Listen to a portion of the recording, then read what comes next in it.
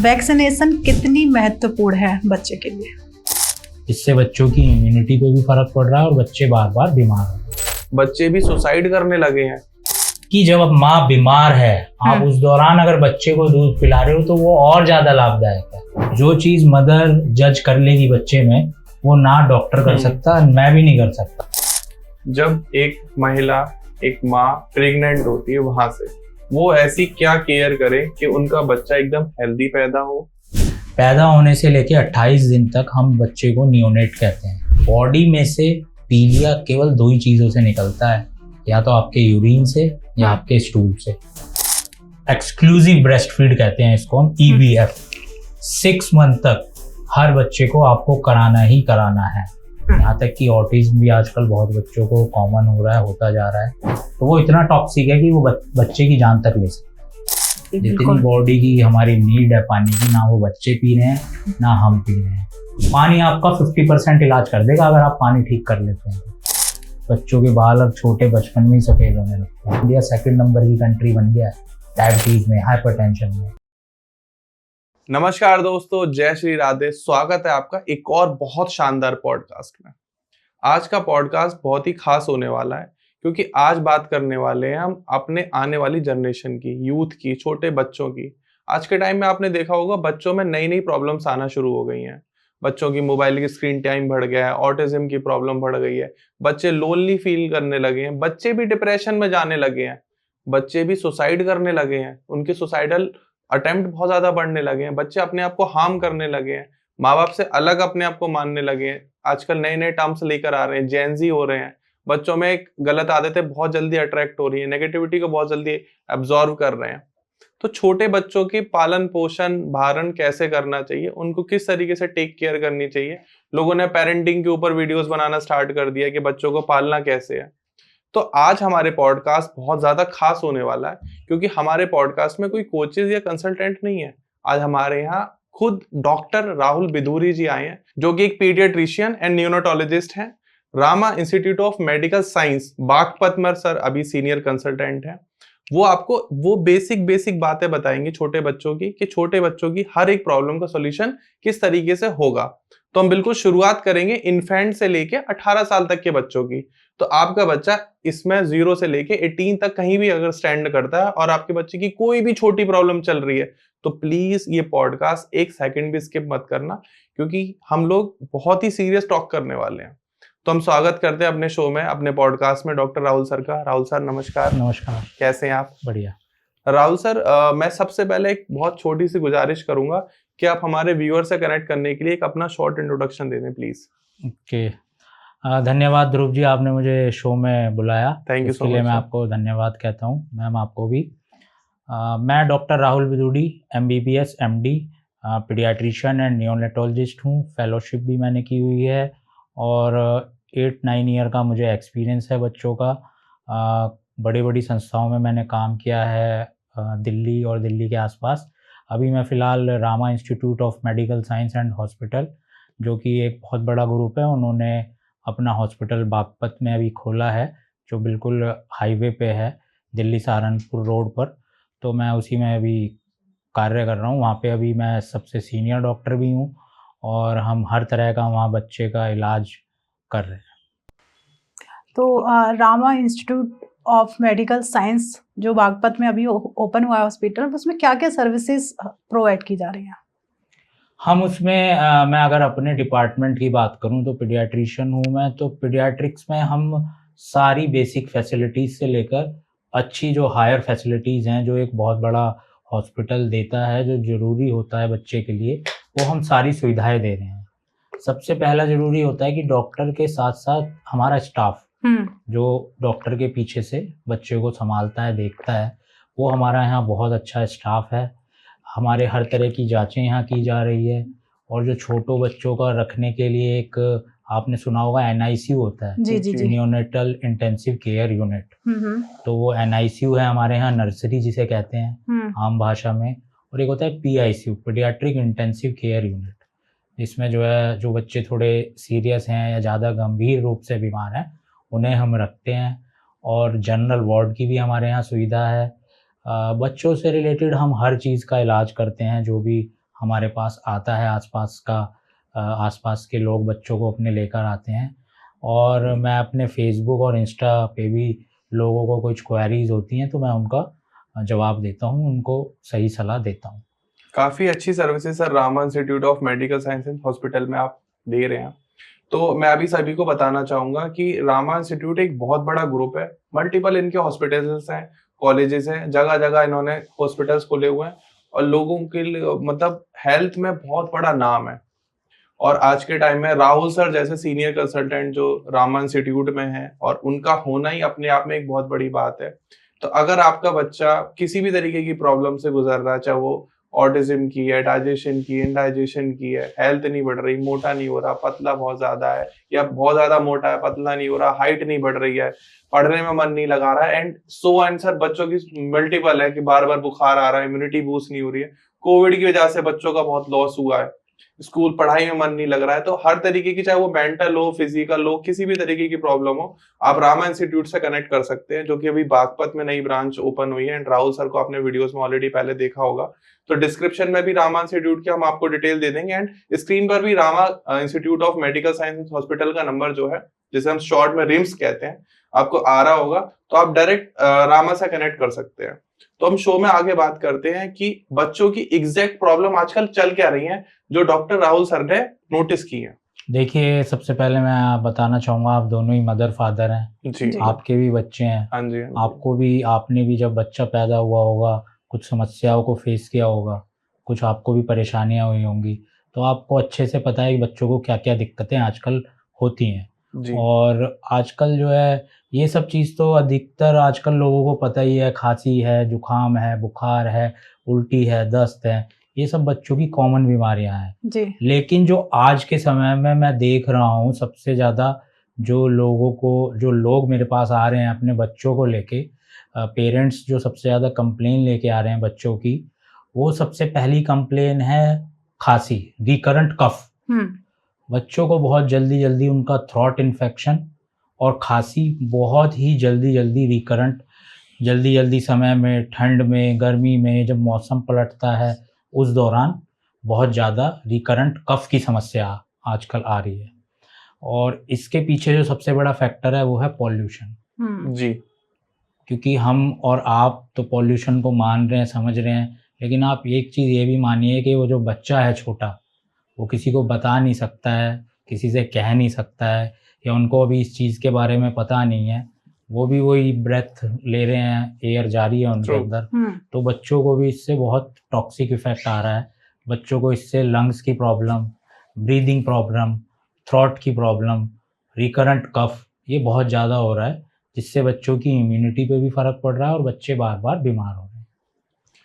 तो राहुल सर शुरुआत करते हैं, जब एक महिला, एक माँ प्रेग्नेंट होती है, वहां से जब उसकी प्रेगनेंसी स्टार्ट होती है, from first week to 1 month and 9 month तक, वो ऐसी क्या केयर करे कि उनका बच्चा एकदम हेल्दी पैदा हो, बच्चे में कोई भी ना मेंटल इशू हो, ना कोई फिजिकल इशू हो। क्योंकि आजकल आपने देखा बहुत सारी टर्म्स आ गई, पोस्टपार्टम डिप्रेशन हो गया, इसके अलावा भी बहुत सारे मेडिकल टर्म है, मैं उस फील्ड से नहीं हूँ, मुझे इतना ज्यादा पता नहीं है। तो आप प्लीज एक तो उनको बताइए कि आपको ये केयर करनी चाहिए, एंड बीइंग अ मेल आप अपनी पार्टनर की कैसे क्या केयर कर सकते हो, क्या हेल्प कर सकते हो, वो दोनों पॉइंट्स प्लीज जरूर बताइए। देखिए, जो बच्चा होता है माँ की वुम्ब में, यानी गर्भ में, आजकल ऐसी ऐसी टेक्नोलॉजी, ऐसे ऐसे टेस्ट आने लगे हैं कि आप वहीं से बच्चे की केयर कर सकते हैं। ओके, हाँ, वहीं से आप बच्चे की रेख देख शुरू कर सकते हैं, जिससे आपका बच्चा जब डिलीवर हो तो उसे क्या परेशानी है उसका आपको पहले ही पता लग सकता है, या कुछ दिक्कत है तो वो ठीक हो सकती है।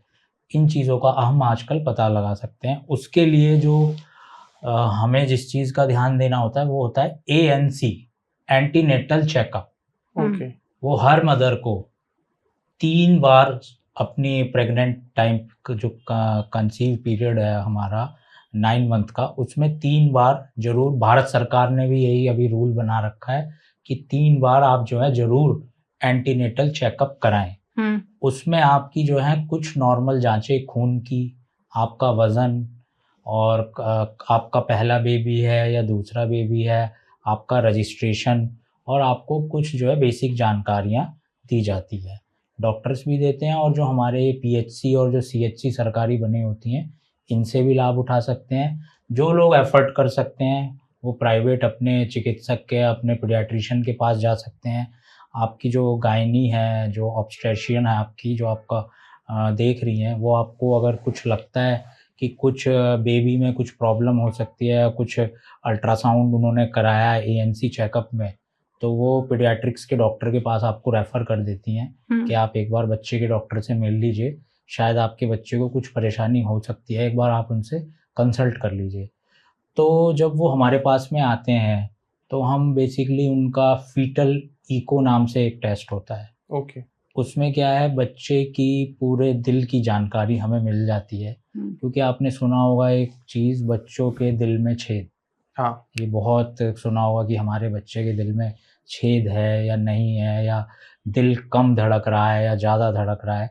इस चीज़ का हम पता अब जब वो बच्चे के गर्भ में है, वॉम्ब में है बच्चा, हम जब ही पता लगा सकते हैं। यूएसजी उसको बोलते हैं, फीटल इको। और आपने भी सुना होगा कि अल्ट्रासाउंड होते हैं first trimester, second trimester, third trimester. Ultrasound होते हैं, उन अल्ट्रासाउंड से हम fetal activity, fetal heart beat, fetal wellbeing पता लगा सकते हैं उससे। तो बच्चे को क्या प्रॉब्लम है, तो उससे हम घर वालों को बता सकते हैं कि आपके बच्चे को ये प्रॉब्लम हो सकती है। कल आपके बच्चों को अगर कुछ परेशानी होती है तो इसे भर्ती भी करना पड़ सकता है और इसका इस तरीके से इलाज करना पड़ सकता है, या कुछ छोटी मोटी कमी है तो उसे जो है हम बता सकते हैं कि आप इसको इस तरीके से कर लीजिए, तो अभी मैनेज हो जाएगा बच्चे की जो बीमारी है। इस तरीके से हम जानकारी पूरी दे सकते हैं पेरेंट्स को। उससे मदर को भी बेनिफिट मिलता है और फादर को भी, और बच्चा स्वस्थ रहता है तो पूरी फैमिली खुश बिल्कुल। रहती है। बिल्कुल। जैसे जब बच्चा पैदा होता है, नवजात शिशु, तो उसको जो मदर फीडिंग है वो किस दिन से देनी चाहिए या क्या टाइम होना चाहिए उसका? देखिए, मदर फीड, ब्रेस्ट फीड आजकल बहुत कॉमन है। आजकल बहुत ज़्यादातर लोग बाग इससे अवेयर ही हैं कि माँ का दूध सबसे अच्छा होता है बच्चों के लिए, वो अमृत समान माना जाता है। और उसमें भी जो स्टार्टिंग के 3 डेज़ में निकलता है येलो कलर का लिक्विड गाढ़ा होता है, वो थोड़ा कोलोस्ट्रम कहते हैं उसको। जी। वो एक तरीके से समझ लीजिए आप लिक्विड गोल्ड है। वो जो है बच्चे के, उसके अंदर बहुत ज़्यादा एंटीबॉडीज़ होती हैं और माँ के दूध में प्रोटीन होता है, वाटर होता है, सारे न्यूट्रिएंट्स होते हैं जो बच्चे को चाहिए होते हैं। तो बच्चे को पैदा होने से, अगर बच्चा मान लीजिए सिज़ेरियन से कोई बच्चा पैदा हुआ है तो माँ को दर्द रहता है पेट में, जी। वो बच्चा तुरंत फीडिंग नहीं करा सकता। तो क्या है, हम एक्सप्रेस बच्चे की माँ से दूध निकाल कर बच्चे को कटोरी चम्मच से पिला सकते हैं। और अगर नॉर्मल बच्चा हुआ है तो हम उसे बच्चे को माँ को देकर फीडिंग तुरंत कंटिन्यू करा सकते हैं। और कम से कम एक्सक्लूसिव ब्रेस्ट फीड कहते हैं इसको हम, EBF, 6 मंथ तक हर बच्चे को आपको कराना ही कराना है। और आपको उस ब्रेस्ट फीड के अलावा 1 चम्मच पानी भी नहीं देना है। अगर आपको लगता है आपका बच्चा प्यासा है या कुछ शहद चटा देते हैं। शहद चटाने से बहुत सारी बीमारी हो जाती है, क्योंकि शहद में बहुत एडल्ट्रेशन आ रही है आजकल, शहद में प्योर शहद नहीं है। उससे बच्चे बहुत बीमार हो रहे हैं, तबीयत ख़राब हो जाती है बच्चों की उसे चटाने से। या बाहर से कोई दूध पिला रहा है कि भैंस का दूध पिलाना है, गाय का दूध पिलाना, ये सब बिल्कुल जो है गलत है। केवल आप माँ का दूध पिलाइए। माँ का दूध बच्चा पिएगा, उसे इम्यूनिटी मिलेगी, बच्चे के लिए भी वो लाभदायक है और माँ के लिए भी लाभदायक है। बिल्कुल। तो जैसे डॉक्टर साहब, अगर माँ फीड करा रही है बच्चे को, तो माँ को उससे क्या बेनिफिट मिलेगा, और बच्चा जब माँ का दूध पी रहा है तो उसे क्या बेनिफिट मिलेगा? इसमें जो है दोनों को बेनिफिट मिलेगा, मदर को भी और फादर को भी। मदर को सबसे पहले तो, जो मदर एक जब बच्चा पैदा होता है, ये एक नेचर की देन है, एक नेचुरल गिफ्ट जो सबसे बड़ा मदर को मिला है। जी। तो मदर थोड़ा सा स्ट्रेस में हो रहती है कि ये मेरा बच्चा हुआ है, ये कैसा है कैसा नहीं है, मुझे इसे फीड कराना है, और घर के भी लोग बाग मिलते जुलते हैं, तो थोड़ा मदर स्ट्रेस में आ जाती है, जिसे आजकल बोला जाता है पोस्टपार्टम स्ट्रेस। जी जी। कुछ घरों में खुशियाँ भी मनाई जाती हैं, कुछ घरों में मैंने देखा है ज़्यादातर लोग बाग परेशान भी हो जाते हैं कि हमारे सेक्स में फीमेल हो गया या मेल हो गया। इस पे भी आजकल हमारे देश में अभी कंपैरिजन करते हैं लोग बाग। तो मैंने देखा है कि मदर को कई सारी चीज़ें झेलनी पड़ती हैं। अपने दादा दादी बच्चे की वो भी माँ को बोलते हैं कि तू ढंग से दूध नहीं पिला रही है, ऐसे दूध पिला, तो माँ स्ट्रेस में चली जाती है। उसको बोलते हैं पोस्टपार्टम स्ट्रेस, या एंजाइटी में चली जाती है, या डिप्रेशन में भी चली जाती है। उससे क्या होता है, हमारे ब्रेन पे इफेक्ट पड़ता है, और ब्रेन से जो हमारे हार्मोन निकलते हैं, जो मिल्क को प्रोड्यूस करते हैं, सिक्रीट करते हैं, उसमें कमी आ जाती है। वो दूध फिर नहीं निकलता है, बच्चे को नहीं मिलता है। फिर बच्चे को या तो गाय का, भैंस का या डब्बे का दूध पिलाना पड़ता है। और माँ को बेनिफिट ये मिलता है कि माँ और बच्चे में एक लव मदर बॉन्डिंग बनती है जब वो अपना दूध पिलाती है। जैसे बच्चे को जो है स्किन टू स्किन कांटेक्ट होता है, तो बच्चे का जो टेम्परेचर होता है वो भी मेंटेन रहता है। बच्चा हाइपोथर्मिया या हाइपरथर्मिया में नहीं जाता है, उसका जो बच्चे का भी एक टेम्परेचर होता है वो मेंटेन बना रहता है। और दूसरा, माँ स्ट्रेस फ्री रहती है। जब बच्चा दूध पीता है तो माँ को अच्छा लगता है, हैप्पी हार्मोन्स होते हैं बॉडी में, वो रिलीज़ होते हैं। तो माँ के लिए भी बहुत सारी चीज़ों में, और बहुत इस पे रिसर्च भी हुई है, बहुत सारी बीमारियों में भी माँ के लिए बहुत लाभदायक होता है। पर हमारी अभी कंट्री में अभी भी लोगों में मिथ है कि माँ को बुखार है, आप दूध मत पिलाओ, बच्चे को भी बुखार हो जाएगा। माँ के बाल गीले हैं या माँ ठंडा आइसक्रीम खा रही है तो बच्चे को भी ठंड लग जाएगी। ऐसा है, लेकिन ऐसा बिल्कुल नहीं होता है। बल्कि जब अब माँ बीमार है, आप उस दौरान अगर बच्चे को दूध पिला रहे हो तो वो और ज्यादा लाभदायक है। ऐसा क्यों? ऐसा इसलिए, जब माँ को मान लीजिए बुखार है या कुछ बॉडी में इन्फेक्शन है, तो माँ की जो प्रतिरोधक क्षमता है कीटाणुओं से लड़ने की, वो एक्टिवेट है उस टाइम पे। एंटीबॉडीज जो हैं वो एक्टिवेट है, वो उस टाइम पे बॉडी में काम कर रही हैं। माँ जब उसे दूध पिलाएगी तो वो एंटीबॉडीज भी बच्चे में दूध में आएंगी और वो बच्चे तक पहुंचेंगी। जब वो बच्चे तक पहुंचेंगी तो बच्चे को जो प्रतिरोधक क्षमता है, जो इम्यूनिटी है बच्चे की, वो और स्ट्रांग हो जाती है। ये बहुत स्टडी हुई है इसके ऊपर। तो इसलिए ये बहुत बड़ा मिथ है कि माँ को ये है तो बच्चे को ये हो रहा है। माँ का अगर पेट खराब है या कुछ खा लिया है माँ ने उल्टा सीधा, तो बताते हैं बच्चे का भी पेट खराब हो जाता है। तो ये ऐसा कुछ नहीं है, ये सब लोगों में एक वहम और मिथ बना हुआ है। माँ का दूध, माँ बीमार है तब भी पिलाइए, माँ परेशानी में है तब भी पिलाइए। मतलब माँ कंफर्टेबल रहे, उसको कंफर्टेबल रहना चाहिए। माँ अपना दूध पिलाना बिल्कुल पिला सकती हैं वो कभी भी, और 6 महीने तक एक्सक्लूसिव ब्रेस्ट फीड देना चाहिए।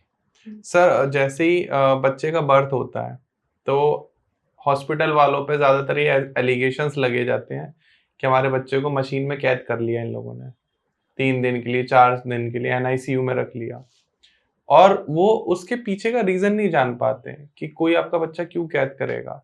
तो NICU, जो आप नियोनेटोलॉजिस्ट हैं, उसके बच्चे के लिए आप ऐसा क्या करते हैं उन 4-5 दिनों में वहाँ उसकी केयर करके, जो आम लोग अपने घर में नहीं कर सकते, एंड किन बच्चों की उसकी ज़रूरत होती है, इंपॉर्टेंस क्या है उसकी?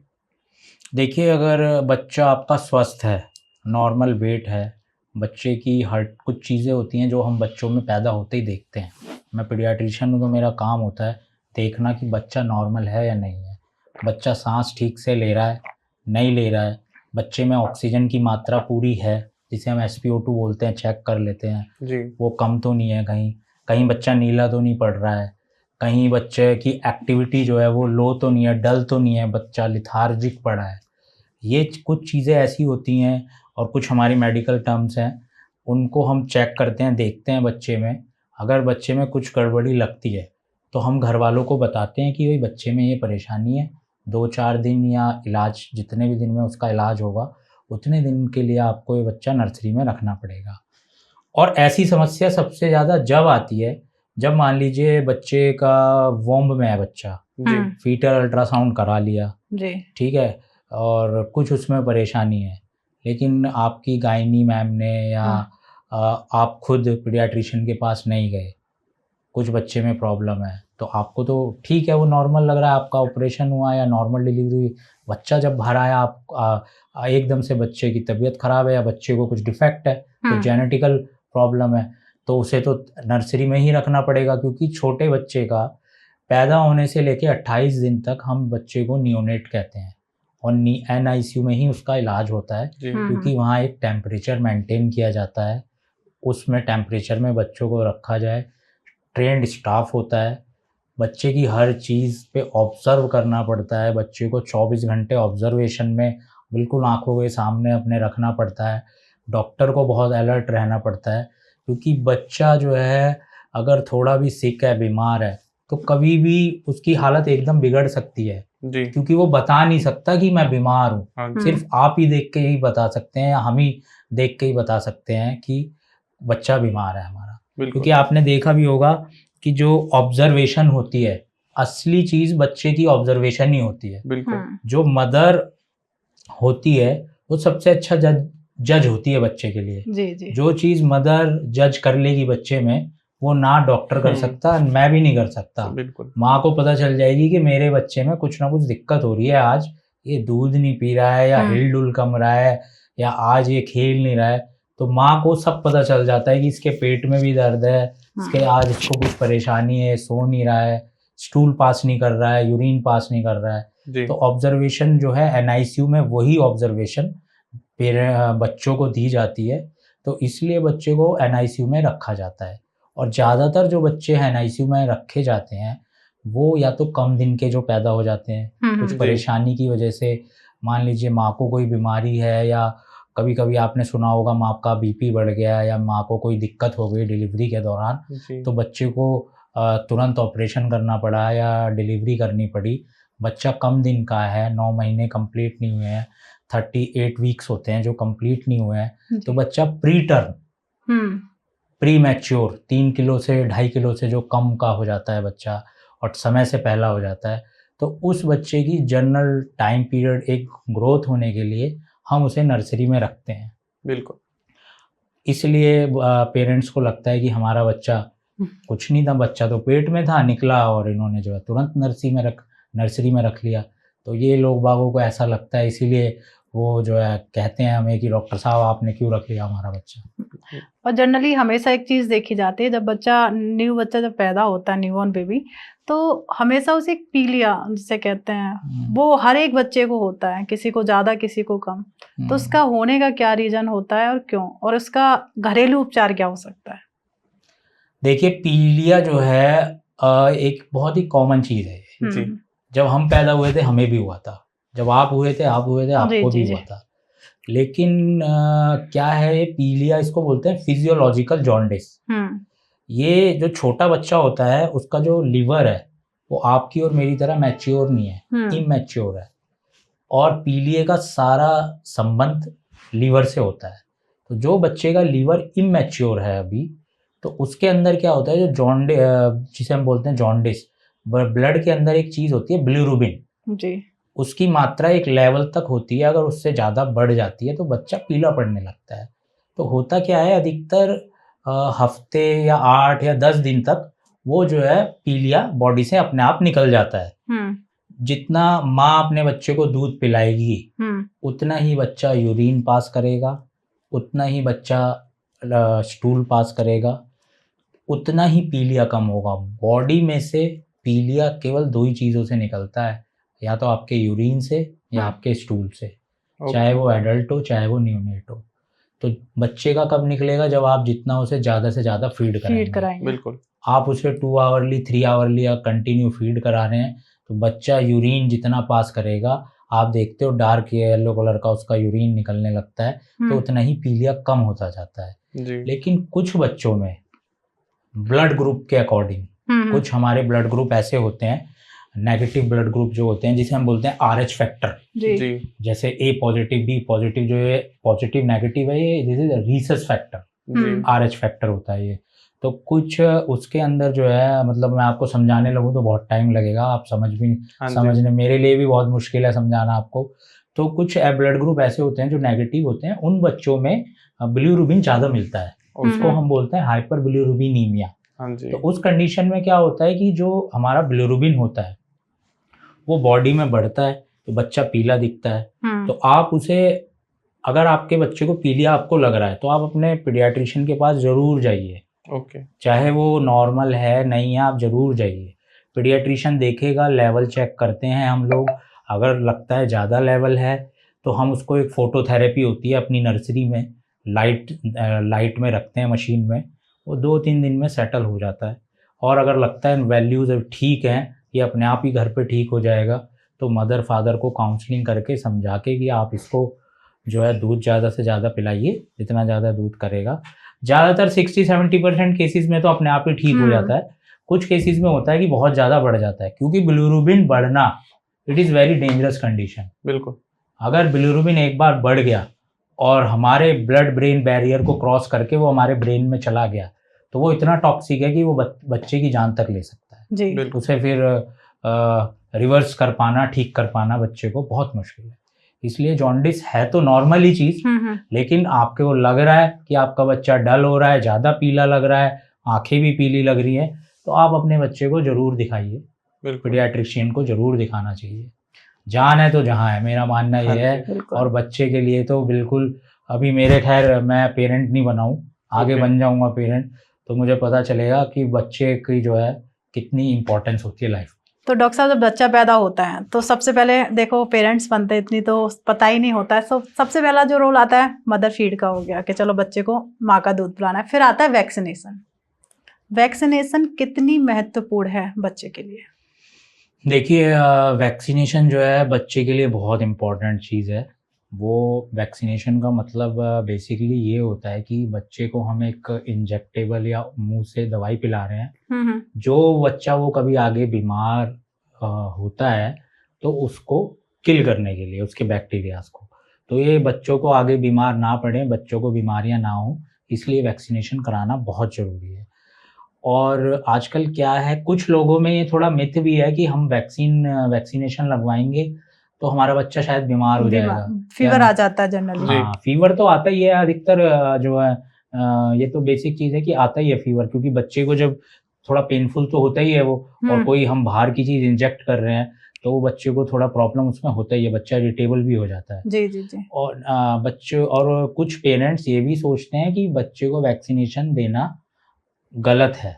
हाँ। ये अभी भी कुछ लोगों के मिथ में है। जी जी जी। लेकिन अब ये चीज़ बहुत कम हो गई है। ज़्यादातर पेरेंट्स अपने बच्चों का वैक्सीनेशन पूरा कराने लगे हैं, क्योंकि अवेयरनेस बहुत बढ़ गई है और सरकार भी इस पे बहुत लोगों को अवेयर करती है। आपने भी इसका ऐड बहुत देखा होगा, जगह जगह बच्चों का टीकाकरण, पल्स पोलियो अभियान, तो आजकल बहुत अवेयर हो गए हैं, तो बहुत लोग बाग लगवाने लगे हैं अपने बच्चे को। गवर्नमेंट हॉस्पिटल में भी आ गया हर जगह, और गवर्नमेंट स्कूल्स में भी आ गए हैं, स्कूल्स में भी आ गए हैं। तो आजकल ज़्यादातर बच्चे हमारे वैक्सीनेशन हो रहे हैं। उसी की वजह से हमारे कंट्री की जो डिजीज़ हैं, मोर्टेलिटी रेट है, प्रिविलेंस है, इंसिडेंस है, वो सब जो है ख़त्म हो रहा है डिजीज़ का, इसी वैक्सीनेशन की वजह से, इम्यूनाइजेशन जो वैक्सीनेशन होती है उसकी वजह से।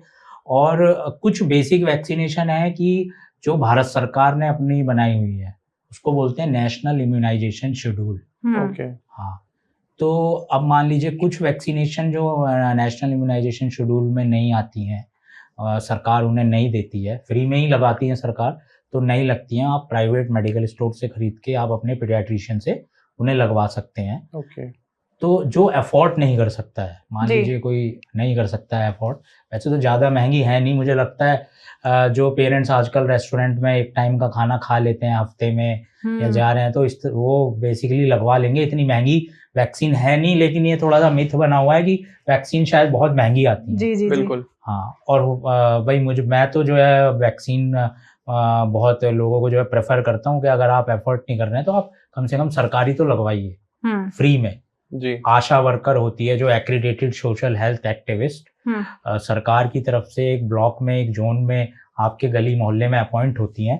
वो आपके बच्चे का डाटा भी ले जाती हैं और वो घर ही आके लगा देती हैं। जी जी जी। तो नेशनल इम्यूनाइजेशन शेड्यूल कम से कम कोई एफर्ट नहीं कर रहा है, कुछ परेशानी है घर में, कुछ सोशो इकोनॉमिक परेशानी है, तो वो तो आप लगवा ही लें। हर बच्चे को वो लगवा लेना चाहिए, वो सरकार की तरफ से बिल्कुल फ्री है।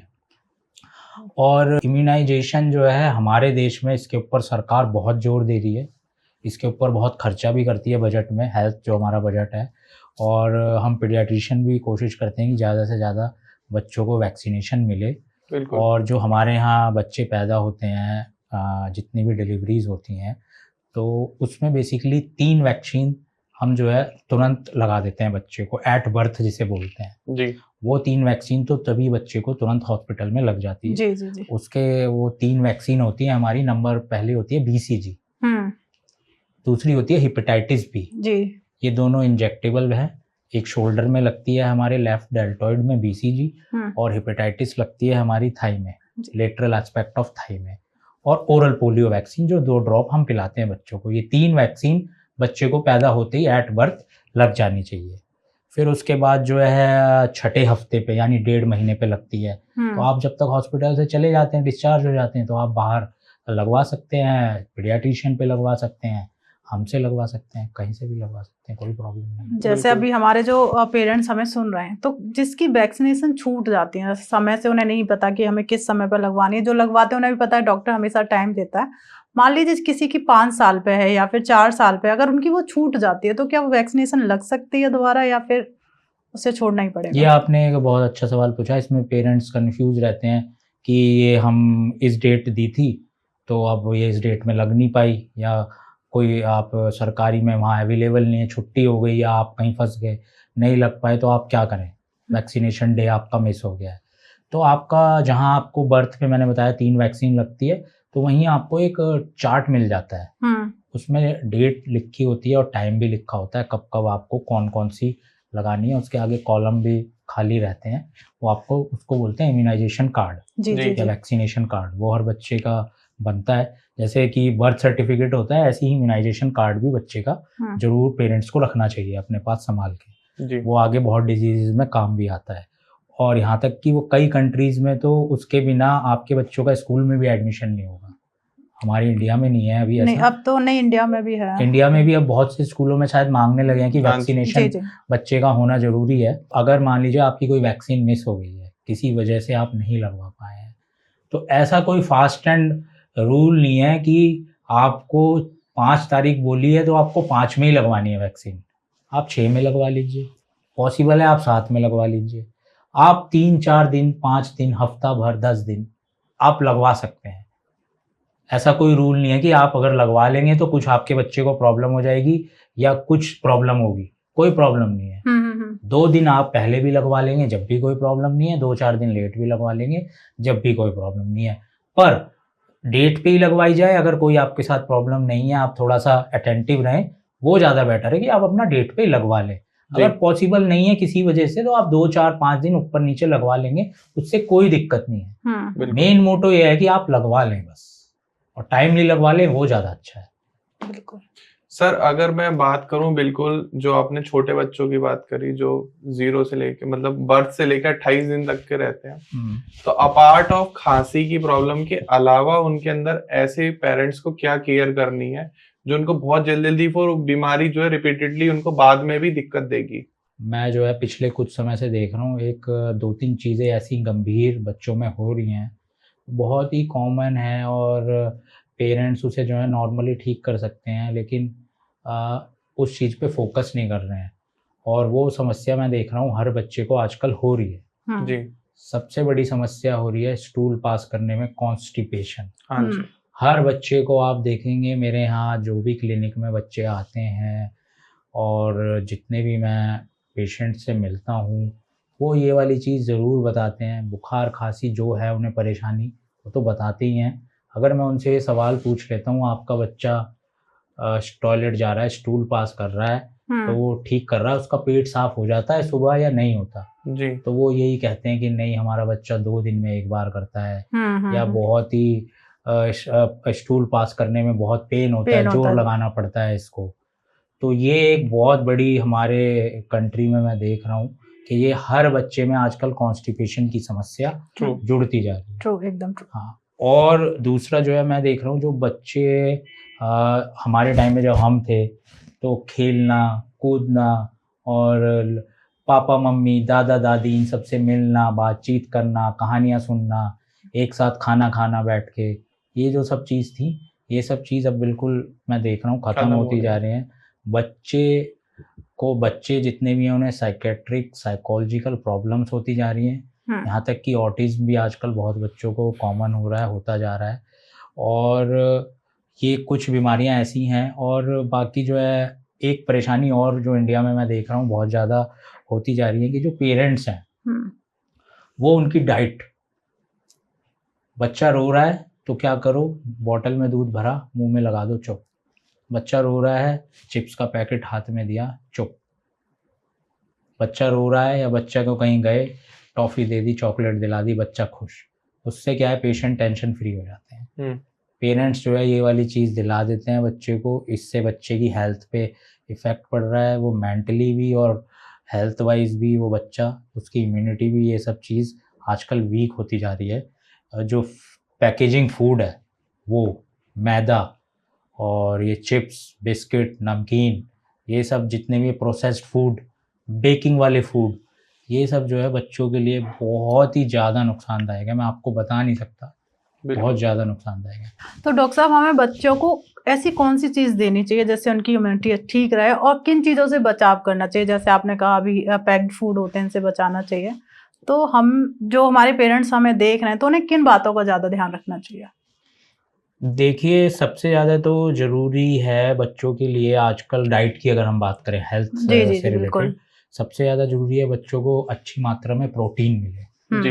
वो ग्रोथ के लिए बच्चों की बहुत ज़रूरी है, मेंटल ग्रोथ हो चाहे फिजिकल ग्रोथ हो। दूसरा, कार्बोहाइड्रेट्स, फैट्स, और एक बहुत बड़ी समस्या है जिस पे कोई भी ध्यान नहीं दे रहा है, आप और हम और बच्चे भी, पानी की मात्रा कम होती जा रही है। जी। जितनी बॉडी की हमारी नीड है पानी की, ना वो बच्चे पी रहे हैं ना हम पी रहे हैं। और इस पानी केवल ना पीने की वजह से बहुत सारी हमारी बॉडी में चेंजेस आते हैं, बहुत सारी दिक्कत होती हैं। स्किन की बहुत प्रॉब्लम्स आ रही हैं, हेयर्स की बहुत प्रॉब्लम आ रही है, हमारा मेटाबॉलिक सिस्टम लो होता जा रहा है, वेट बढ़ना घटना। पानी बहुत ही, आपको पता होगा हमारी बॉडी में 70% पानी है, और हम पानी की मात्रा घटाते जा रहे हैं। अब थोड़ा सा लोग बाग अवेयर हुए हैं कि आपको 8 गिलास पानी पीना ही पीना है, लेकिन आप देखें 3-4 गिलास से ज़्यादा कोई पानी नहीं पीता। मेरे घर में मैं अपनी मम्मी को रोज़ दिन में कहता हूँ, मम्मी पानी ज़्यादा पियो, पानी ज़्यादा पियो, तब भी नहीं पीती, कहती पिया ही नहीं जा रहा है पानी, पानी पिया ही नहीं जाता है। और मैं आपको बता दूँ, हर बीमारी में पानी आपका 50% इलाज कर देगा, अगर आप पानी ठीक कर लेते हैं तो 50% आप ठीक हो जाएंगे बगैर दवाई के। अगर आप अपने पानी के इंटेक को, बस पानी जो है वो सेफ और साफ, मतलब साफ होना चाहिए, नेचुरल होना चाहिए, क्लीन होना चाहिए, अच्छा पानी होना चाहिए। आप पानी पियो रेगुलर। मैं कहता हूँ आप बीमारियों से, जैसे पहले कहते थे ना एप्पल कि डॉक्टर को दूर रखता है, कि वो कोई कहावत थी, पता नहीं मुझे पहले याद नहीं होता था, एक एप्पल सुबह सुबह खाली पेट खाओ, Apple a day keep doctor away, कुछ ऐसे था। तो आप, मुझे अगर ये किसी को ऐसा नहीं लगता, ये मेरी अपनी खुद मैं देख रहा हूँ, आप पानी पीजिए, आपको बहुत फायदा मिलेगा पानी। देखिए, कोई भी व्यक्ति भूख से नहीं मरेगा, ज्यादा खाने से जरूर मरेगा। बिल्कुल। आप भूखे रहो, मैं आपको लिख के कह रहा हूँ, आप बिल्कुल नहीं मरोगे। बस आपको क्रेविंग होगी कि मुझे यार भूख सी लग रही है, कुछ डाल लेता हूँ मुंह में। जैसे ही आप थोड़ा बहुत चबाओगे, 2-4 आप कुछ थोड़ा सा खाओगे, आपको शांति मिल जाएगी। बिल्कुल। लेकिन आजकल एक्स्ट्रा कैलोरीज हम इतने ले रहे हैं, बच्चों को दे रहे हैं, तो ये वाली समस्या एक बहुत बड़ी है बच्चों में, जो हम फूड पैकेजिंग वाला दे रहे हैं, बर्गर, मोमोज, पिज्ज़ा, चाउमीन, पाव भाजी, ये जो हम ब्रेड्स आ रहे हैं, ये मैदा वाले, बिस्किट, सबको लगता है बिस्किट बहुत अच्छा है। मैं किसी पर्टिकुलर बिस्कुट का नाम नहीं लूँगा, लेकिन ज़्यादातर बिस्किट्स आप देखें तो वो मैदे के बने हुए हैं। जी बिल्कुल। और मैं आपको एक ऐसी बात और बताता हूँ, अगर आप हर चिप्स, बच्चों को आप जो भी खाना दे रहे हो, पैक्ड फूड, अगर आप उसका लेबल पढ़ लें और समझ लें, तो आप अपने बच्चे को नहीं देंगे। इंडिया में कोई लेबल नहीं पढ़ता है। हाँ। क्योंकि विदाउट लेबल, विदाउट आप बताए जानकारी, अपना माल नहीं बेच सकते मार्केट में। ये हमारे गवर्नमेंट का लॉ है जी। तो उस पर अगर आप लेबल पढ़ लें एक बार, क्योंकि हम जाते हैं, मैं भी जा रहा हूँ, तो पैसे दिए, पैकेट लिया, खा लिया, बात खत्म। सही बात है। कोई नहीं, अगर आप और मैं लेबल पढ़ लें तो आधी सेल जो है खत्म हो जाएगी, इन चीज़ों 90% सेल कम हो जाएगी, खत्म हो जाएगी। मैं बता रहा हूँ, लेबल में ही सब कुछ लिखा है, कौन सा उसमें प्रिजर्वेटिव है, कौन सा उसमें नेचुरल एडिटिव फ्लेवर है, कौन सा उसमें एक्सट्रैक्ट है। ये चीज़ें आप एक बार पढ़ के, आपको मैं ये नहीं कह रहा पढ़ के आपको गूगल करना है, आप नहीं पढ़ोगे, आपको खुद लग जाएगा यार, हाँ ये वाली चीज़ शरीर के लिए अच्छी नहीं है, बॉडी के लिए अच्छी नहीं है, बच्चे को हम क्यों दे रहे हैं, जी। लेकिन हम बच्चे को दे देते हैं। आप एक बात बताइए, आप एक पैकेट 50 रुपए का खरीदिए चिप्स का, जी। खा लीजिए अभी पूरा बैठ के, हाँ 10 जी। मिनट में आपने खत्म कर दिया, हम्म। उसके बाद आप खाना खा लेंगे? नहीं। मैं आपको लिख के कह सकता हूँ ये, आप कुरकुरे खा लीजिए एक पैकेट, अभी चिप्स खा लीजिए जिसमें ज़्यादा नमक है, चटपटा है, वो खा लीजिए, या 250 ग्राम अभी मिठाई खा लीजिए जिसमें एडिड शुगर है, बहुत ज़्यादा मीठा है, आप खाना नहीं खाएंगे। बिल्कुल। हम अपने बच्चों को फिर कैसे दे सकते हैं ये चीज़? पैकेट दे दिया चिप्स का, पकड़ा दिया, आपको आइडिया नहीं है उसमें कितनी एनर्जी, कितनी कैलोरी, कितना उसमें ट्रांस फैट, कौन सा उसमें ऑयल, पाम ऑयल क्या है उसमें, हमें नहीं पता। उसमें एक्स्ट्रा सॉल्ट है, एक्स्ट्रा फैट है, वो बच्चे के अंदर चला गया, डिपॉजिट हो गया, वो बच्चे का पेट भूख को ख़त्म करेगा, भूख ख़त्म होगा तो उसकी इम्यूनिटी, खाएगा नहीं, इम्यूनिटी वीक होगी, वेट कम भी हो सकता है, कुछ लोगों का बढ़ भी सकता है, बीमारियों का घर हो जाएगा क्योंकि हमारा पेट जो है स्वस्थ रहना बहुत ज़रूरी है। बिल्कुल बिल्कुल। तो ये जो खान पान की हमारी आदत है, बच्चों को लेकर कहीं गए कुछ भी दिला देना और चॉकलेट, हाँ आप वीकली एक बार खिला रहे हो तो ऐसी कोई परेशानी नहीं है, बच्चों का मन करता है खाने का तो हम नहीं रोकते हैं, पेरेंट्स खिला देते हैं बेसिकली। जी। लेकिन क्या है आजकल डेली डेली। आप अगर एक रोड पे निकले और अगर उस पर 50 दुकानें हैं तो आप 50 दुकानें जो हैं जनरल स्टोर की अगर हैं, जी जी। तो आप 50 में से 49 शॉप्स पे देखेंगे चिप्स के और कुरकुरों के पैकेट ही टंगे होंगे बाहर, बाहर वही होते हैं। हाँ जी। और कुछ नहीं टंगा। जी। क्योंकि बच्चों की जिस पे नज़र पड़ी ये चाहिए, तुरंत 20 रुपए का, 10 रुपए का, 50 रुपए का, 100 रुपए का दिलाया, टेंशन फ्री। तो ये बहुत बेसिक चीज़ है, इस चीज़ पे कोई ध्यान नहीं देता। और ये हमारी जो इंडिया है, हमारा जो भारत है, इसमें यूथ बहुत ज़्यादा है। हाँ जी। आपको मुझे डाटा एग्जैक्ट याद नहीं है, कुछ दिन पहले था, मैं भूल गया डाटा, कि जितनी हमारी पॉपुलेशन है उसमें ज़्यादातर यूथ है। बिल्कुल। और हमारा यूथ जो है टोटल खान पीन, जंक फूड खा रहा है। Junk food, processed food, packed food पे आ चुका है। बिल्कुल। और उसके पीछे एक बहुत बड़ा रीज़न ये भी है हमारी आफत। हर आदमी भागा दौड़ी में है जी। हर आदमी को ज्यादा पैसे कमाने हैं, ज़्यादा पैसे तो कमाने ही है। और सबसे बड़ी बात क्या है कि आदमी के पास अब टाइम नहीं रहा है। सुबह उठता है, तैयार हुआ, ऑफिस जाना है, बच्चे को अपना ड्रॉप कर दिया, रास्ते में जो मिला दिला दिया, जो खाना खाने, कोई ध्यान नहीं देता। हम सब एक ऐसी रेस में चल रहे हैं, उस रेस का कुछ नहीं पता आगे क्या मिलेगा हमें, क्या नहीं मिलेगा, आगे गड्ढा है, कीचड़ है, कुछ नहीं पता, बस हम सब एक रेस में लगे हुए हैं। बिल्कुल सही बात है सर। और उसी रेस को लेके शर्मा जी का लड़का तेरे से अच्छा है, तू नालायक है, कंपैरिजन कर देते हैं बच्चों में जी। ये डिप्रेशन का कारण बन जाता है बच्चों में। इंडिया में जो है लगभग 60% बच्चे आज की तारीख में डिप्रेशन के शिकार हैं। ट्रू। उन्हें कुछ ना कुछ साइकोलॉजिकल प्रॉब्लम है। और ये WHO कह रहा है, ये WHO जो हमारे आंकड़े कलेक्ट करते हैं, ये वो एजेंसीज बताती हैं हमें। हाँ जी। बच्चे का क्या है, आजकल हम जो है बच्चों से बात नहीं करते हैं। बच्चा रोया, उसके हाथ में मोबाइल दे दिया, जी। उसमें लगाए वो मोबाइल में, वो क्या देख रहा है मोबाइल में हमें कुछ नहीं फर्क पड़ता, और उसके हाथ में मोबाइल है, वो अपना उसमें बिजी हो गया, हमारी सरदर्दी खत्म, हमारा सरदर्द खत्म। तो बच्चे जो हैं उस मोबाइल में लगे रहते हैं पूरे दिन, उनका आई कांटेक्ट नहीं टूटता मोबाइल से जी। उसकी वजह से बच्चा घर से बाहर नहीं निकलता, सोशल नहीं होता है, लोगों से मिलता नहीं है, खेलने नहीं जाता है, कोई ब्रेन पजल, ब्रेन एक्सरसाइज नहीं होती है उसकी, स्कूल से जो होमवर्क मिला वो फटाफट निपटाया और उसके बाद उसे मोबाइल चाहिए। बिल्कुल। तो ये जो स्क्रीनिंग टाइम है, ये आज की डेट में हमारे देश की, हमारे लोगों के बच्चों की बहुत बड़ी समस्या है। सही बात है। और लेकिन इसके सबसे बड़े जिम्मेदार भी हम ही हैं। बिल्कुल। हम ही अपने बच्चों के रोल मॉडल हैं। हाँ जी। वो हमें ही फॉलो करेंगे।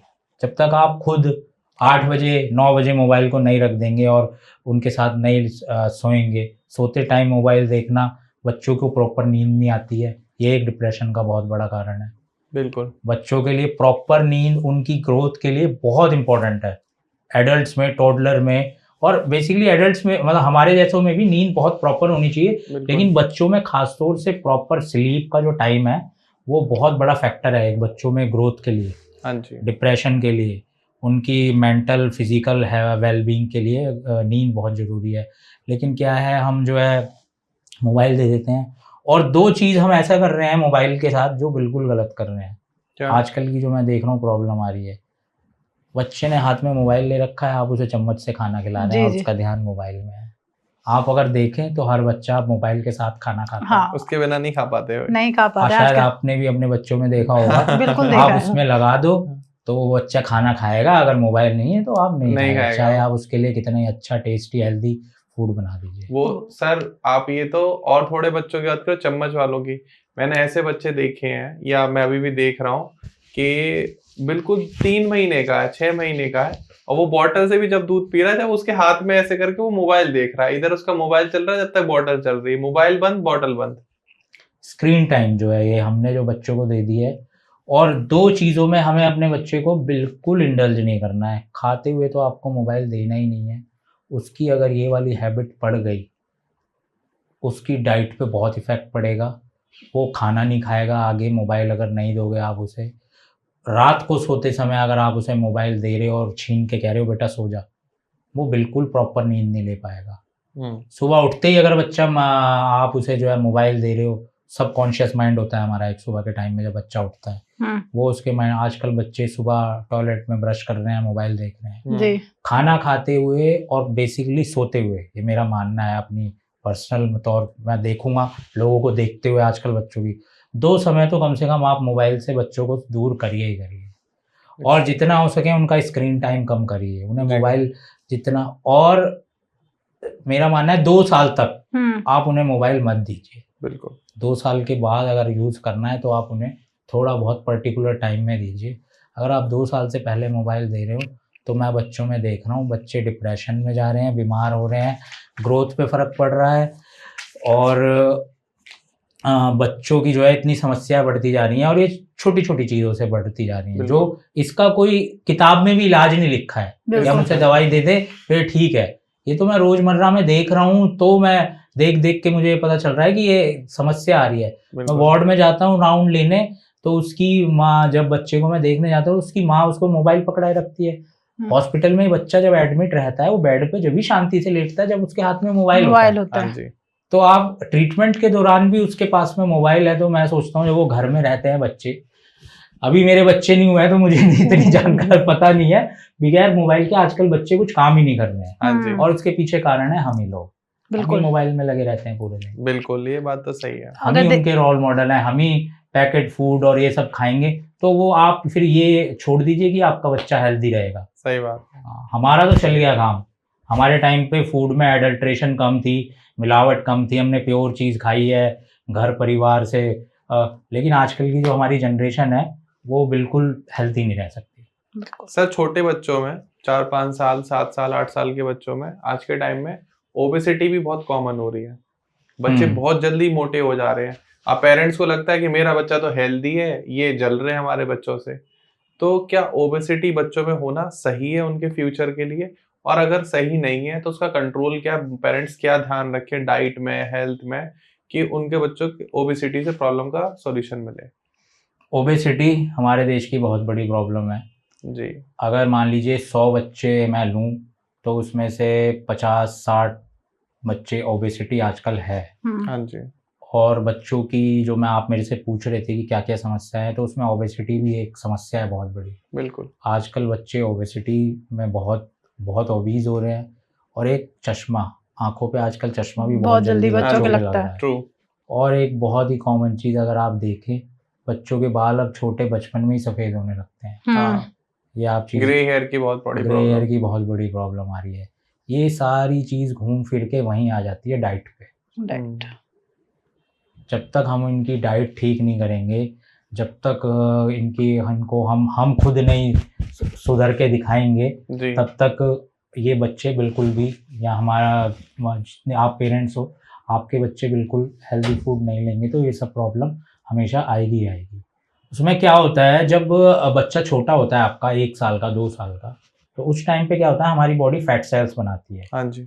अब मान लीजिए बॉडी आपकी फैट सेल बना रही है, और हम बच्चे को खिला रहे हैं पिज़्ज़ा बर्गर, या बाहर की 2 साल का, आजकल 3 साल के बच्चे को हम बाहर के चिप्स कुरकुरे बिस्कुट नमकीन ये सब खिला रहे हैं, तो जो उसके फैट सेल्स है, इन जो भी हमने चीज़ खिलाई उसका फैट डायरेक्ट हमारे फैट सेल्स में जा रहा है, वो और बड़े हो गए फैट सेल्स, जी जो सेल्स की नंबर है वो भी बढ़ गए और वो बड़े भी हो गए। हाँ जी तो होता क्या है, जब हम एडल्ट में जाते हैं 12-13 साल, 14 साल, 15 साल, 18 साल, तो उस दौरान क्या होता है, हमारे जो टेस्ट बर्ड है जी जी वो ऐसे बन चुके हैं कि हमें फैट वाला खाना चाहिए। बिल्कुल मान लीजिए मैं अपने बच्चे को अगर शुगर वाली चीज़ ज़्यादा खिलाऊं, 2 साल तक आपको हाई शुगर और मोर शुगर वाली चीज़ अपने बच्चे को नहीं खिलानी है।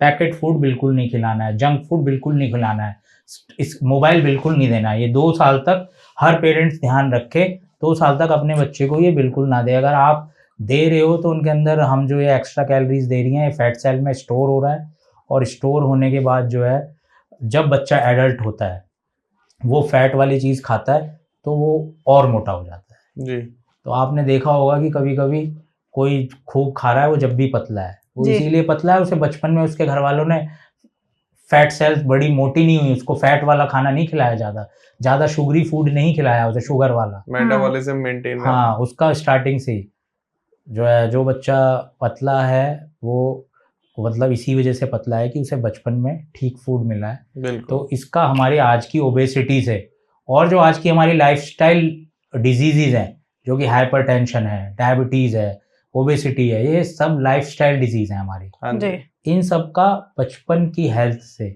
बचपन के पौष्टिक आहार से संबंध है।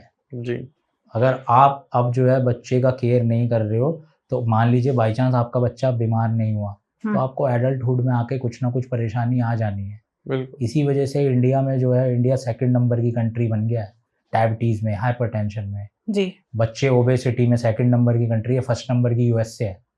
2nd नंबर की सबसे ज़्यादा बच्चे 2nd नंबर पे इंडिया में हैं ओबीज, क्योंकि उन्हें क्या लगता है, शर्मा जी का जो बेटा है वो मोटा है, हमारा मोटा नहीं है, हमारा मोटा नहीं है। शर्मा जी बुरा ना मान जाए। हर दादा, हर दादी, हर नाना, हर नानी, हर मामा, हर मामी, हर बुआ, हर फूफा, उनको सबको बच्चा अपना चाहिए मोटा। मोटा जी। चाहिए, बिल्कुल सही बात है। उसमें चाहे जान हो ना हो, वो बीमार हो, कुछ भी हो, लेकिन वो देखने में गोल मटोल और मोटा होना चाहिए। हस्त तो पुष्ट। उनकी नज़रों में वो बच्चा हष्ट हेल्दी पुष्ट।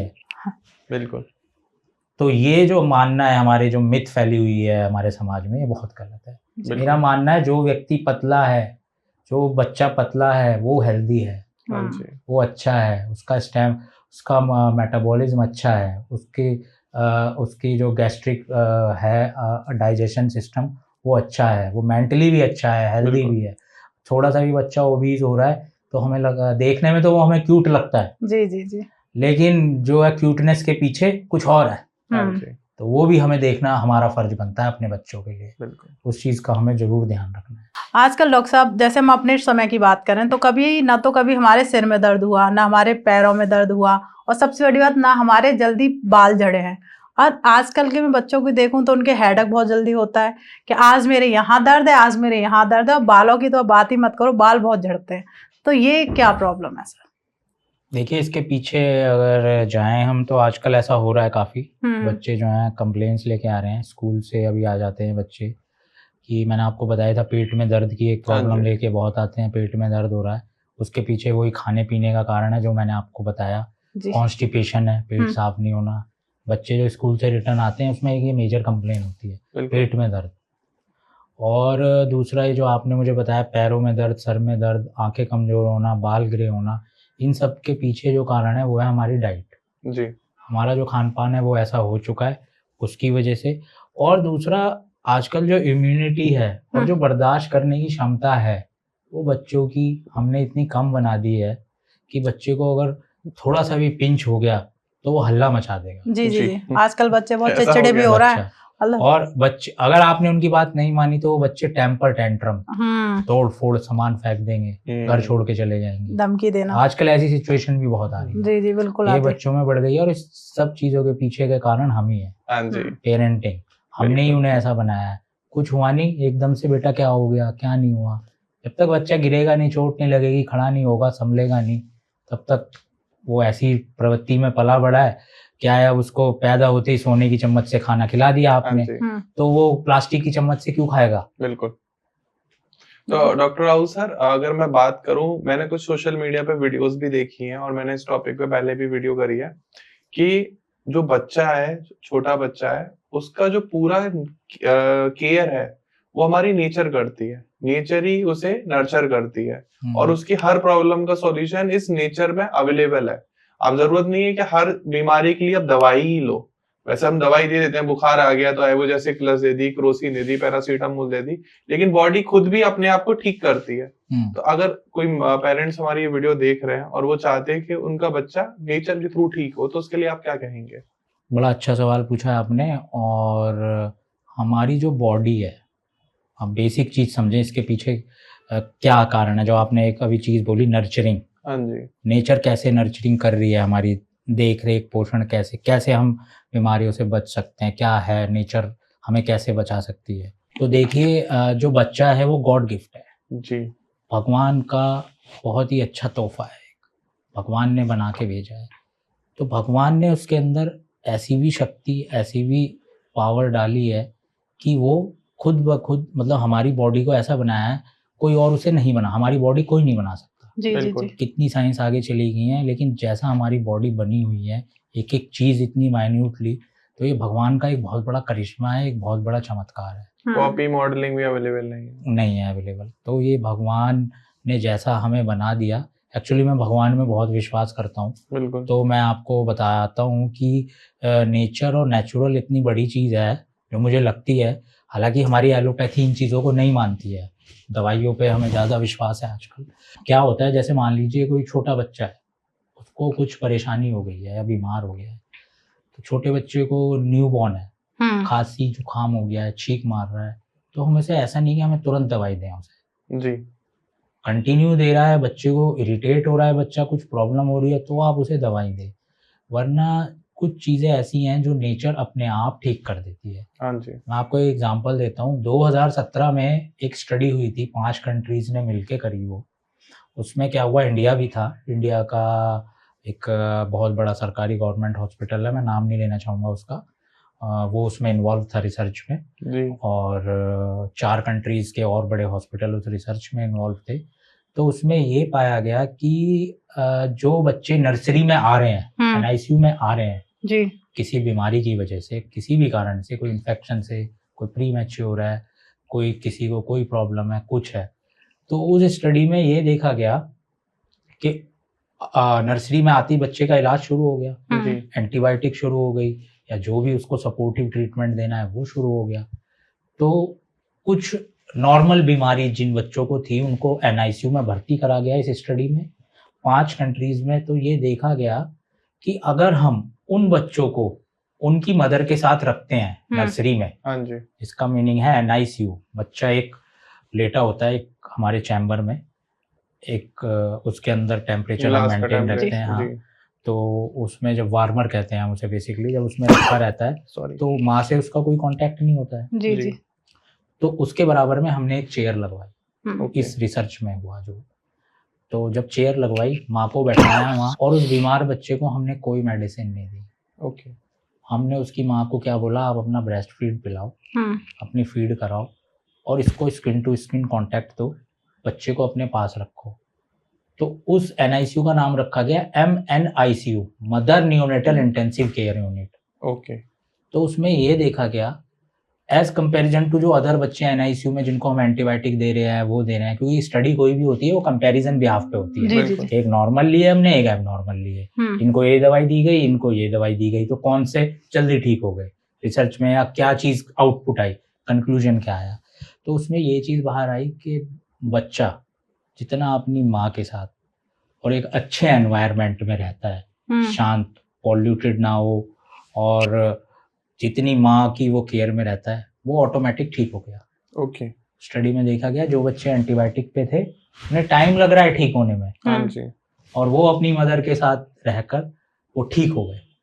काफी हद तक उनकी जो प्रॉब्लम थी ठीक हो गई। मैं ये तो नहीं कहूंगा कि वो पूरी तरीके से एकदम डिस्चार्ज होने लायक, एकदम काफी सीरियस थे और एकदम बिल्कुल ठीक हो गए, लेकिन काफी हद तक नेचर जो है बच्चों को भी और एडल्ट को भी, हमें जो है नेचर, हमारी जो बॉडी है भगवान ने ऐसी बनाई है, ज्यादातर जो है खुद ब खुद रिकवर कर लेती है। बिल्कुल। और बच्चों में खास तौर से पेरेंट्स का लगाव, मदर फादर का लगाव, घर में दादा दादी का लगाव, साथ में बैठ के रहना, खाना पीना जो आजकल बहुत कम हो गया है, साथ में घूमने जाना, थोड़ा सा बच्चे को अपने धार्मिक मंदिर ले जाना, ये सब आजकल बहुत कम हो गया है बिल्कुल। जी जी पहले के मुकाबले। पहले क्या होता था, आजकल तो बच्चे भी कम होते हैं, पहले क्या होता था एक परिवार में 6-7 बच्चे होते हाँ थे, जी। तो जो सबसे बड़ा भाई होता था वो 5 को संभाल लेता था। माँ खेत का भी काम कर लेती थी, माँ घर का भी काम कर लेती थी, माँ अचार भी डाल लेती थी, माँ मसाले भी पीस लेती थी,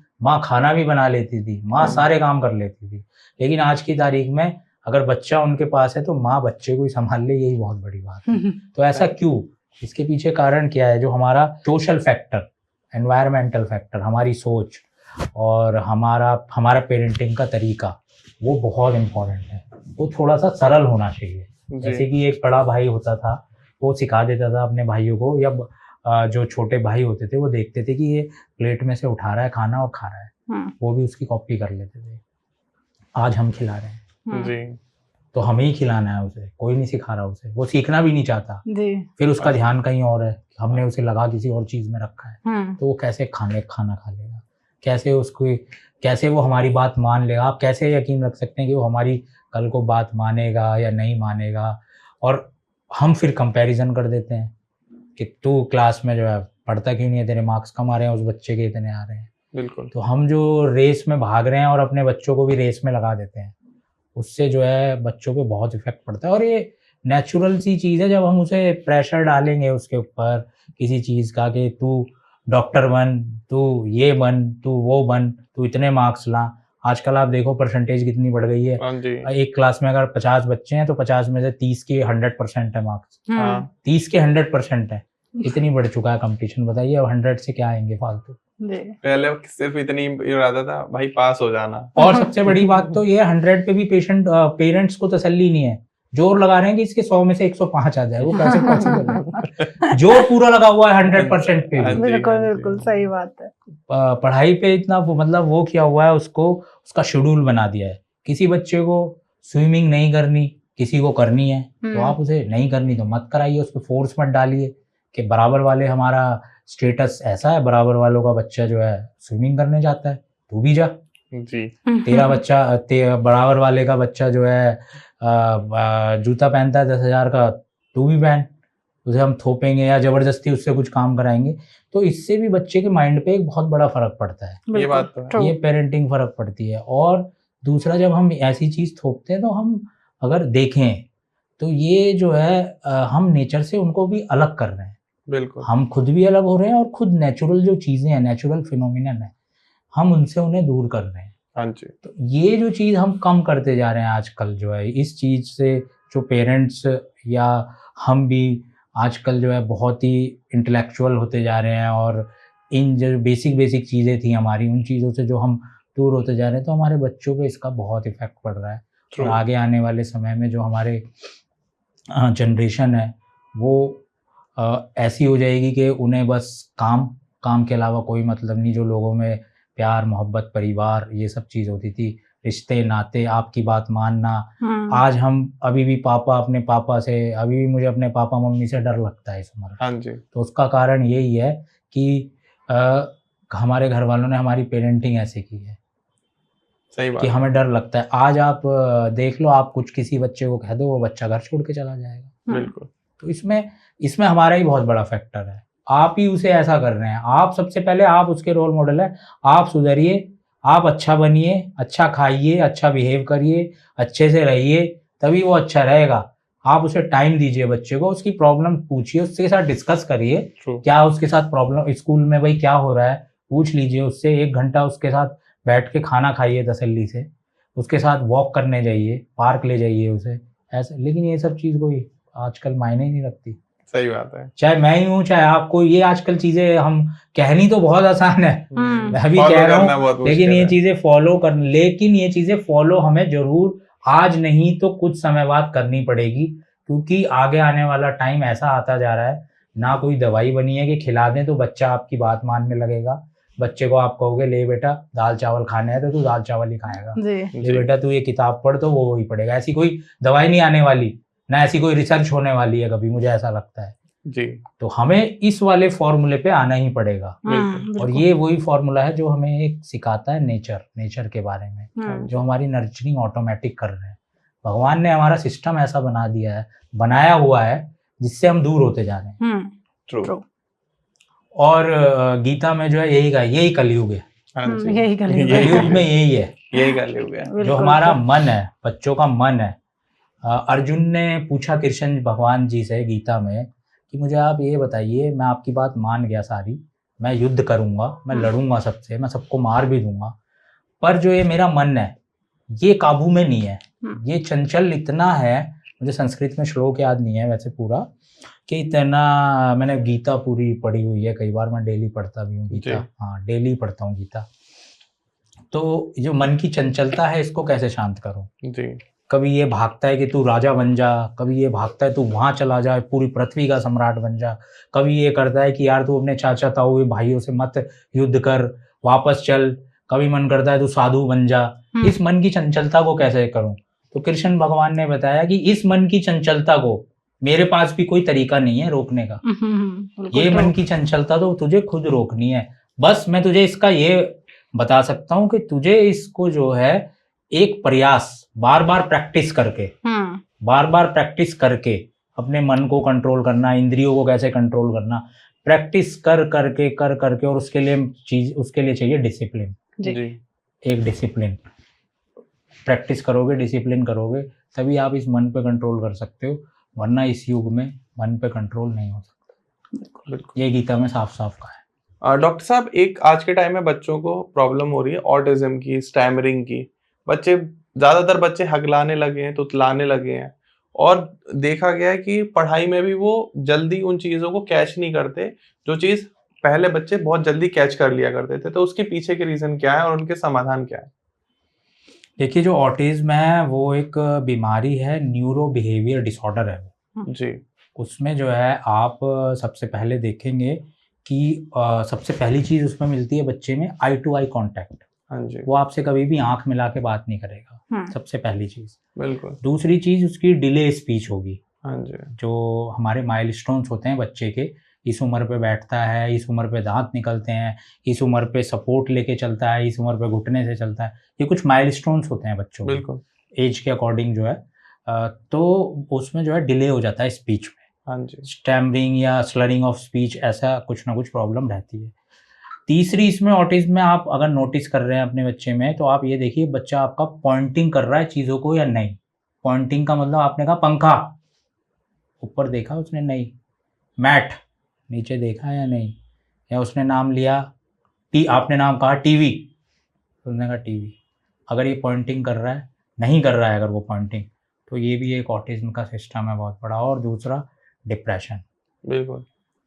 और डाइट, ये भी आता है, न्यूट्रिएंट्स नहीं मिलना, और हमारा ये डिप्रेशन, ये भी एक ऑटिज्म का पार्ट है।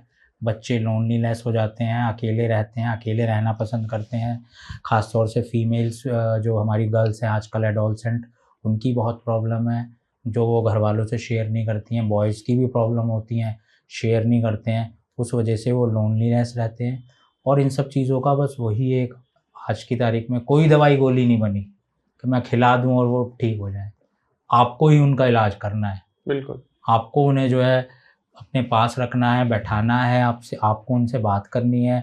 कोई गलत चीज़ कर रहे हैं उनको टोकना है, उसको समझाना है कि बेटा ऐसा नहीं करते, इन चीज़ों का ये गलत इफेक्ट पड़ेगा, परिवार ऐसे चलता है, ये सब चीज़ आपको समझानी है। और उसे रेस में नहीं लगाना, ये भी एक बहुत बड़ी चीज़ है। जब आप ये सब चीज़ नहीं करते हैं, तो बच्चा आपका इन सब चीज़ों से ठीक हो सकता है और बाहर आ सकता है। बिल्कुल। इन सब चीज़ों पे जरूर पेरेंट्स को ध्यान देना चाहिए। पेरेंटिंग का एक ये बहुत बड़ा रोल है। जी। तो आजकल देखा गया है डॉक्टर साहब कि बच्चों में ना खून की कमी बहुत ज्यादा हो रही है, और खून की कमी के साथ बच्चे देखें मिट्टी भी बहुत ज्यादा खाते हैं। तो ये क्या रीजंस है? इंडिया में 100 बच्चों में से 65% बच्चे एनीमिक है। बिल्कुल। जो एनीमिया होता है, इसमें खून की कमी होती है। जी। आपको पता है पहले जमाने में कड़ा क्यों पहना जाते थे? सरदार जो होते थे कड़ा क्यों पहनते हैं? क्यों कहा जाता था कि कड़ा पहनो? या पहले आपने देखे भी हो लोग बाग लोहे की बनी चीज या हाँ जी, कड़ा हाँ जी, या हाँ जी। पहनते थे। जी जी ये तो अब आ गया स्टील का पहन लिया, ये पहन लिया गोल्ड का।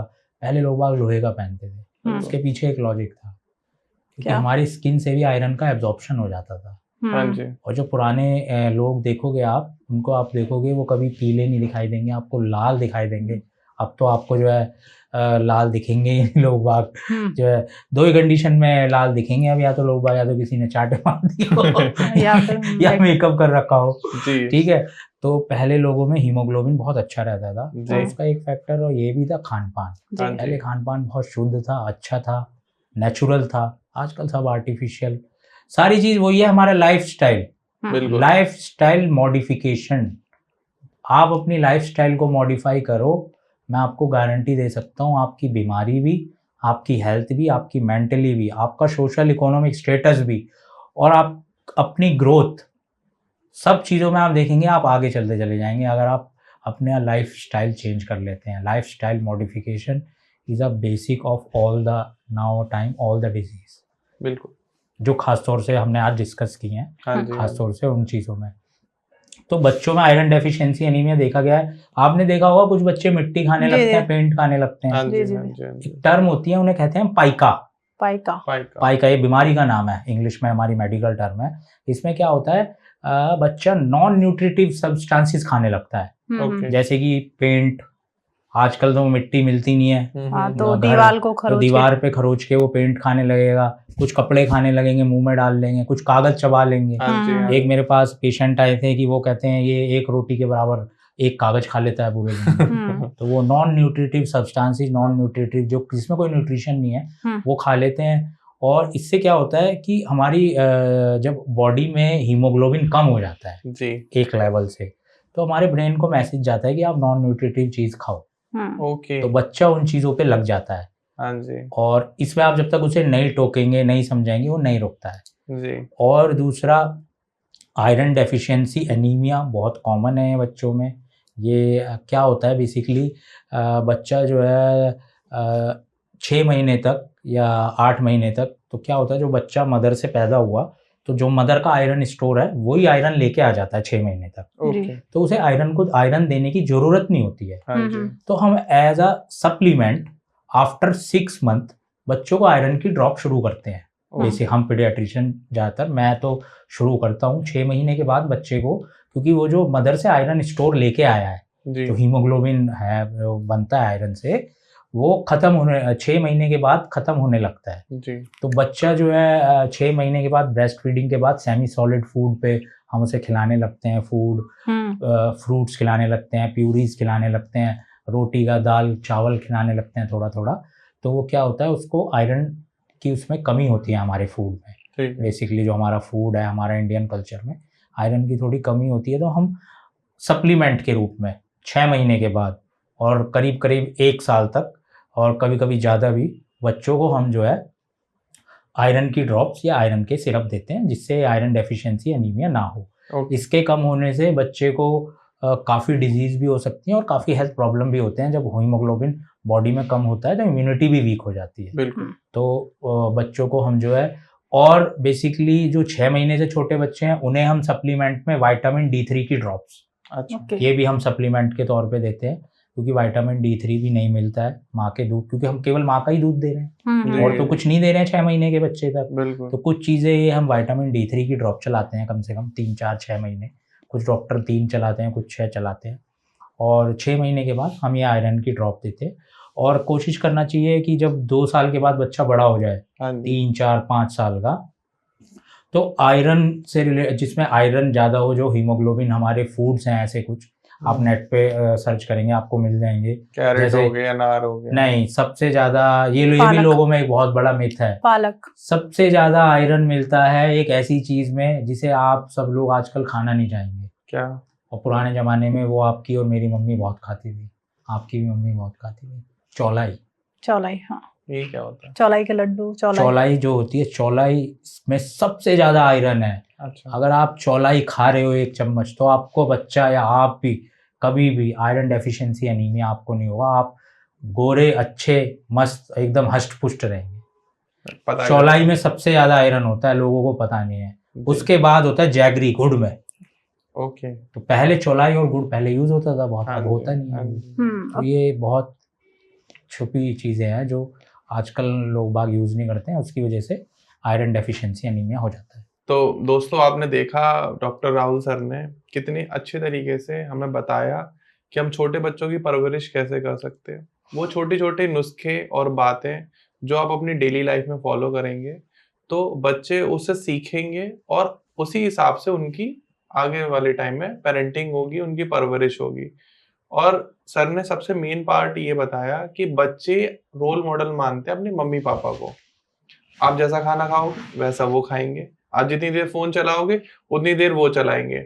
मेरे खुद के बच्चे हैं, मैं आपको बता सकता हूँ, अपने एक्सपीरियंस है। मेरा बेटा मुझसे कह देता पापा आप भी तो फोन चला रहे हो, पहले आप बंद करो फिर मैं कर दूंगा।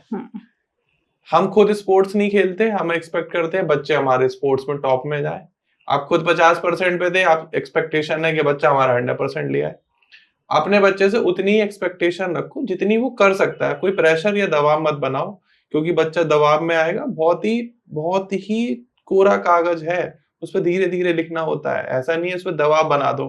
मैं भी ये प्रैक्टिस करता हूँ क्योंकि मैं अच्छे लोगों के साथ बैठता हूँ, मुझे डेली नए नए कोचेस एंड कंसल्टेंट मिलते हैं। एंड साथ में आज तो मेरा सुनहरा अवसर है कि डॉक्टर साहब खुद ही आए हमें बच्चों के नर्चरिंग कैसे करनी है, उनके पेरेंटिंग कैसे करनी है बताने के लिए। एंड ऑफ कैमरा भी हमारी बहुत सारी बात हुई, सर ने बताया कि बच्चों को ऐसे ऐसे करना है। साथ में आप लोगों ने भी सीखा होगा बहुत कुछ। तो अगर आप डॉक्टर राहुल बिदोड़ी सर से बात करना चाहते हैं, अपने बच्चों को दिखाना चाहते हैं, आपके बच्चों की कोई भी समस्या चल रही है, क्योंकि सर एक सीनियर बाल रोग विशेषज्ञ हैं, तो सर का नंबर स्क्रीन पर आ रहा है। साथ में आपको वो डिस्क्रिप्शन में भी Facebook, Instagram, YouTube channel links मिल जाएंगे। आप डायरेक्टली बात कर सकते हैं, क्योंकि आज के टाइम में बिल्कुल ये ओपन चैनल है। सर सबके लिए अवेलेबल रहते हैं, 24/7 लोगों की सेवा कर रहे हैं। एंड बहुत सारे ऐसे टेस्टिमोनियल और केसेस रहे हैं जो सर की आपको हैंडल्स में मिल जाएंगे। कुछ एक केसेस उन्होंने मुझे भी बताए ऑफ कैमरा कि ये बच्चा बिल्कुल मेरे पास आया था, इसके दिल की धड़कन कुछ ही बची थी, माँ बाप बस ये चेक कराने आए थे कि हमारे बच्चा चेक कर लो इसमें कुछ है या नहीं है, और सर ने बच्चे को वहां से रिकवर कराया। तो ऐसे बहुत सारे चमत्कार हुए हैं और हो सकता है कि आपके बच्चे के साथ भी हो जाए। मेरा तो पर्सनल एक्सपीरियंस बहुत अच्छा है, आप लोग भी एक बार बात करके देख सकते हैं। एंड साथ में अगर आपको लगता है कि हम डॉक्टर राहुल सर से नेक्स्ट पॉडकास्ट में किस टॉपिक पर डिस्कशन करें, बच्चों की मेजर प्रॉब्लम क्या चल रही है आपके हिसाब से, तो कमेंट सेक्शन खुला हुआ है, कमेंट सेक्शन में आके बताइए। एंड अगर आपको लगता है कि हमने इस पॉडकास्ट में कुछ गलत बोल दिया जो हमें नहीं कहना चाहिए था, या हमने कोई मिस गाइडेंस दी है, मिस इन्फॉर्मेशन दी है, तो आप वो भी कमेंट सेक्शन में बता सकते हैं, उसका भी हम आपको आंसर करेंगे। राहुल सर, मैं, हम जो भी टीम में से अवेलेबल होंगे आपको बिल्कुल आंसर करेंगे। एंड प्लीज वीडियो को लाइक करो एंड ज्यादा से ज्यादा लोगों के साथ शेयर करो, ताकि लोगों को ये अवेयरनेस पहुंचे कि बच्चों को किस तरीके से हमें पेरेंटिंग करनी है। And thank you so much Rahul sir आने के लिए, बहुत बहुत शुक्रिया आपका। थैंक यू आपका भी। तो अपना कीमती समय निकाल के आप यहाँ आए, उसके लिए थैंक यू तहे मैम, दिल से धन्यवाद आपका। Thank you. सबसे पहले तो जो आपने ये पॉडकास्ट देखा, सबकी लाइफ में कुछ ना कुछ चेंजेस लेके ही आया है। तो सबसे पहले तो आप इस पॉडकास्ट को आप अपनी फ्रेंड्स एंड फैमिली के साथ शेयर कर दीजिए, क्योंकि ये सबके लिए बहुत महत्वपूर्ण है। और इस चैनल को आप सब्सक्राइब कर लीजिए, सर के चैनल को जाके आप सब्सक्राइब कर लीजिए, इंस्टाग्राम को फॉलो कर लीजिए, क्योंकि फॉलो और सब्सक्राइब करने में कोई चार्जेस नहीं लगते हैं। ज़्यादा से ज़्यादा लाइक करिए, और इस पॉडकास्ट को हम यहीं समाप्त करते हैं। तब तक आप अपने घर में स्वस्थ रहिए, मस्त रहिए, अपनी हेल्थ का ध्यान रखिए। जय श्री राधे।